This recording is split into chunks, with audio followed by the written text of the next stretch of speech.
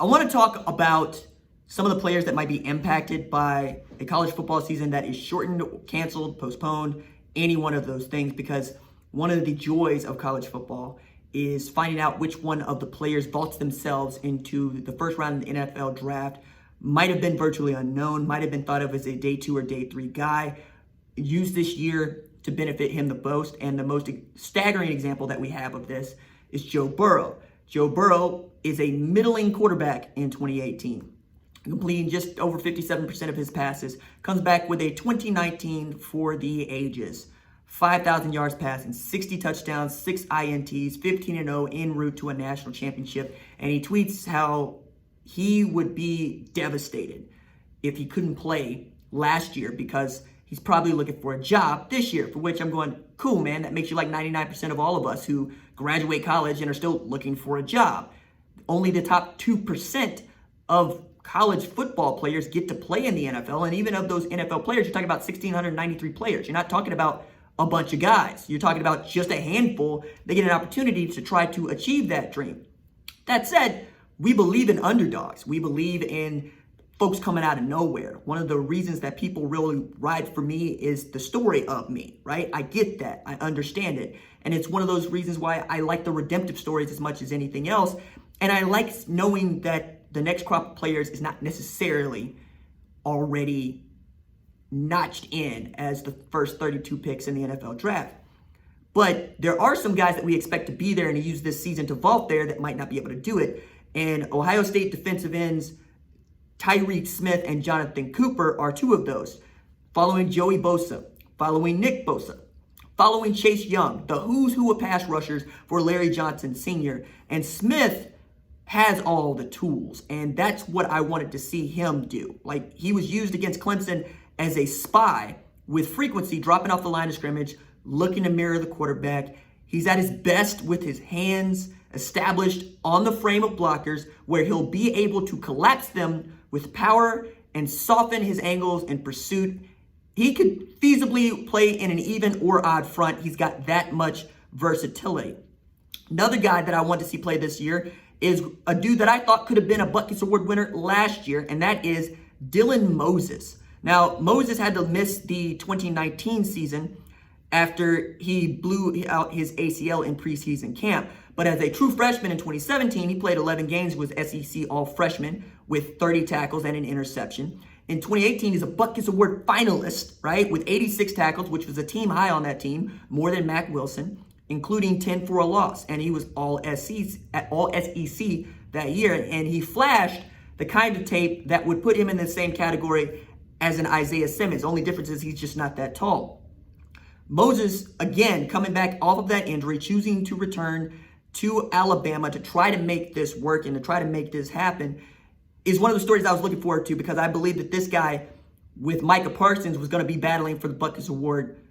And yet Micah Parsons has already chosen to opt out of playing in the 2019 season. So it felt like this was going to be his to win if we get there.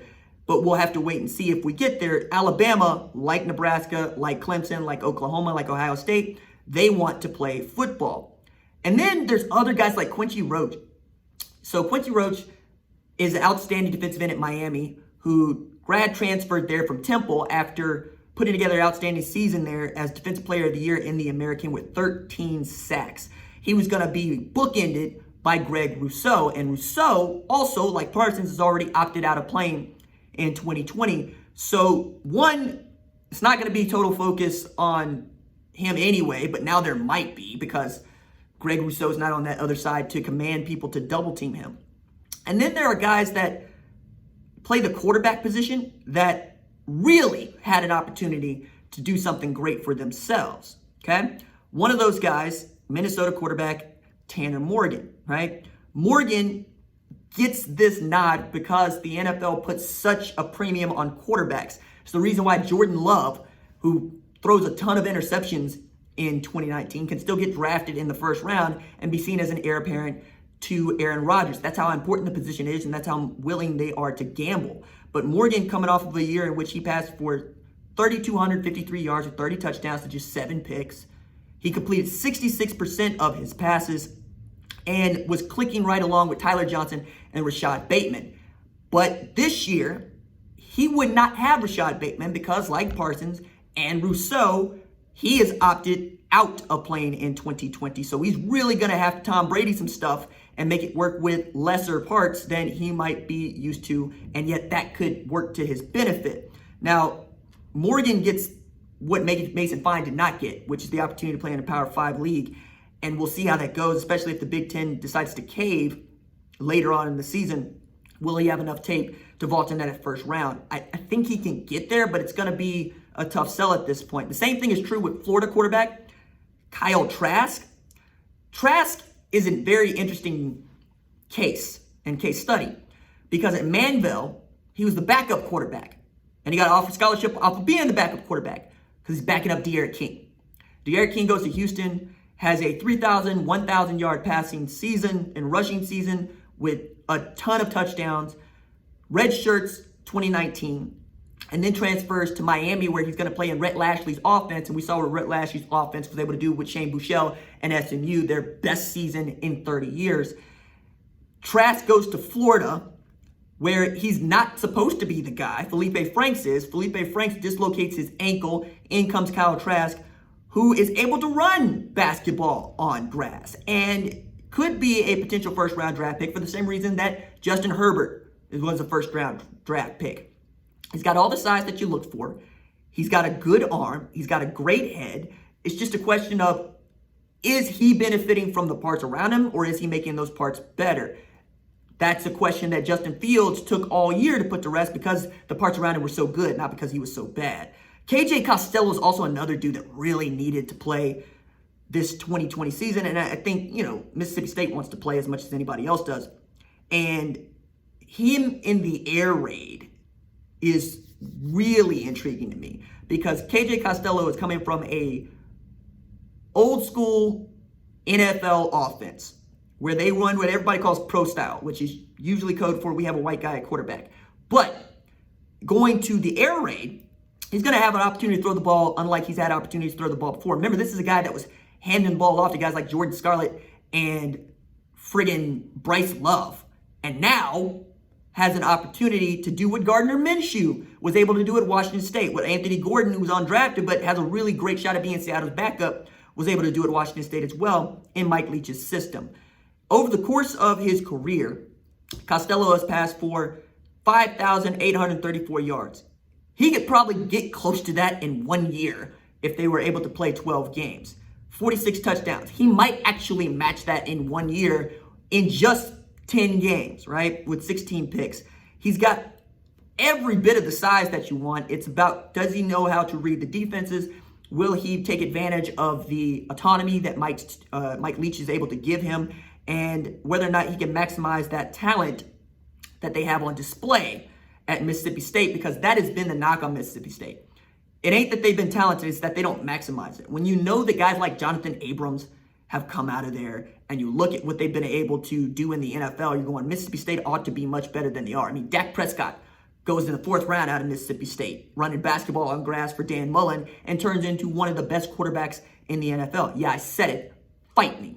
And that's really where we're at right now. These kids are fighting. For one of those kids, Trey Lance, I'm going to be really devastated for him because Daniel Jeremiah had him graded higher than Justin Fields and Trevor Lawrence this summer. As a starter in his first year at North Dakota State, Trey Lance throws 28 touchdowns, not a single interception. Led the Bison to their 3rd straight FCS championship and could be better than Carson Wentz when it's all said and done there. Mel Kiper Jr. loves him, right? Todd McShay loves him. All the draft nicks love him. And I think that everybody wanted to see what he could do against perhaps one of the best defenses that would been on the field in 2020, and that be Oregon, right? Because they were going to travel to Oregon in a game that I was fascinated to see, and a game that I looked at Oregon and said, Rob, what are you guys doing? Rob Mullen, why did you schedule this game? Nobody schedules North Dakota State. Nobody does that. And then Oregon was going to have North Dakota State and Ohio State, and both of those games go poof. And man, that was going to be one of the best non-conference schedules that I can remember in some time, because nobody schedules North Dakota State. People schedule Ohio State. They don't schedule North Dakota State. And more to the point, where I can point to guys that you know at almost every one of these other schools that I mentioned, like Minnesota or Florida, you can't point to anybody that anybody knows playing the skill positions at North Dakota State. And that's what makes Trey Lance so interesting. You know that he's doing it with non-FBS players because that's what they are. Now, they'll see themselves as that, and they just didn't get an opportunity, and I get that. I understand. I know where they're coming from. But the fact of the matter is you play in the FCS, and there's great argument to be had, I think, about whether or not those players can play at the next level given the same opportunities, and I think they can. I would really love to see North Dakota State move up to an FBS conference, particularly a Power 5 conference, because I think they want all the smoke, and I think they'd be willing to give everybody all the smoke. But we're not going to see that. We'd be lucky to see North Dakota State play football this fall. And since the Valley has canceled, ain't looking good, y'all. It ain't looking good.